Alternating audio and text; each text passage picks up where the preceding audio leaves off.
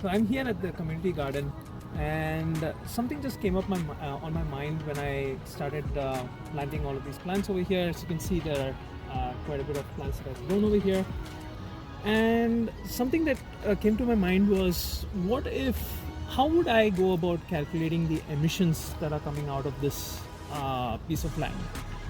And I thought I'd take this opportunity to then try and explain what carbon emissions are all about.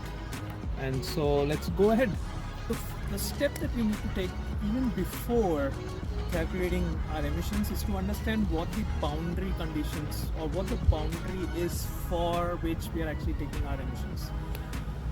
You'll find that it's important for us to classify scope 1, scope 2 and scope 3 emissions later on, but in this case we are assuming this entire plot of land and that shed over there and this plot of land as our border boundary conditions for calculating the emissions. So there are three scopes of emissions that are usually calculated. We'll start off with the first scope, which is scope 1. Scope 1 emissions got to do with emissions associated with the operations of this piece of land. So usually for agriculture it would be emissions coming out of the compost that we put in, and also any fuel usage that you have because of any machinery that you use here. In our case, all of our machinery in fact is directly used by our hands, and so there's no fuel used over here, and the compost that we put over here has been created through natural means, so there are no direct emissions occurring from here. And then the second scope is scope 2, and that's emissions occurring because of consumption of electricity, heating or cooling. Those are so because the emissions that are occurring at scope 2 is actually indirect emissions. They're not emissions that are produced here on this piece of land, but are actually produced at where they are created from. So in this case, I live in the province of Quebec, so the electricity that's being produced would have emitted emissions over there at the source before being consumed over here. In our case, for scope 2 emissions, I see we just have a shed over there where there could be some bulbs or anything of that sort. And we use some electricity to pump water as well, so those would be the scope 2 emissions associated with this plot of land. And then we come to scope 3 emissions. It's got to do with all indirect emissions associated with this piece of land. And that is where emissions can get very complicated, and we can actually go into a rabbit hole of when trying to find out being exact in our emissions. In order to understand how to go about calculating scope 3 emissions, I think one of the things that you need to know is the concept of life cycle. Everything, be it natural or artificial, has a start of life, it has its continuation of its life, and it has its end of life. That entire cycle is called the life cycle of the thing that we are actually producing. And so we need to understand that concept when trying to calculate scope 3 emissions over here.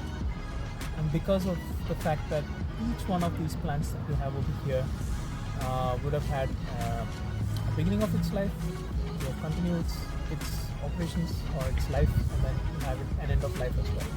And each of those steps have emissions associated with them. Let's take, for example, 2 sets of plants. So I have these are onions here.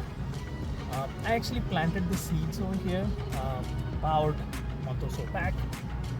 However, those seeds would have been grown by a farmer somewhere else, and somebody would have picked up those seeds, somebody would have processed those seeds, somebody would have packaged those seeds, and somebody would have transported those seeds to the shop from where I actually bought those onion seeds from.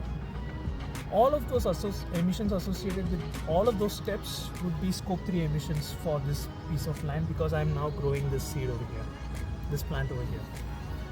And now for this is a pumpkin plant where it's just planted over here. I actually planted the plant itself. The same thing would apply over here. This pumpkin plant would have been grown by someone, there would have been a lot of, and the seeds would have been transported somewhere, the plant would have been transported also from somewhere. All of those emissions would come under scope 3 emissions over here.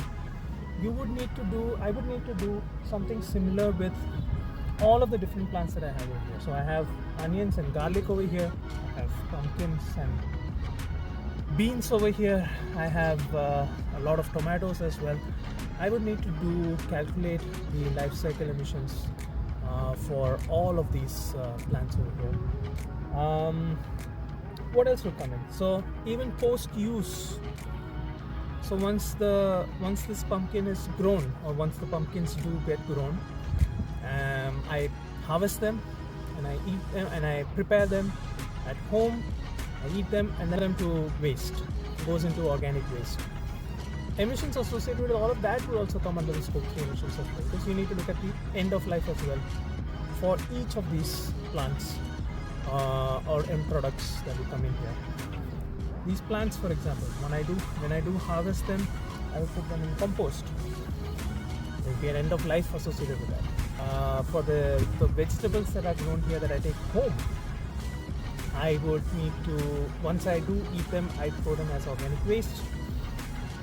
Emissions associated with either landfilling or composting them may also come under scope 3 emissions. And yeah, I also paid an amount to get this plot of land. So I invested some money into getting access to use this plot of land, and that money was used to conduct meetings in certain locations, and there would have been electricity consumed there as well.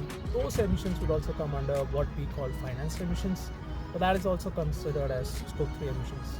So as you can see, it's very easy for us to go into a rabbit hole of trying to understand the different kinds of emissions, and so I hope that you get to understand the complexity that's involved in calculating emissions.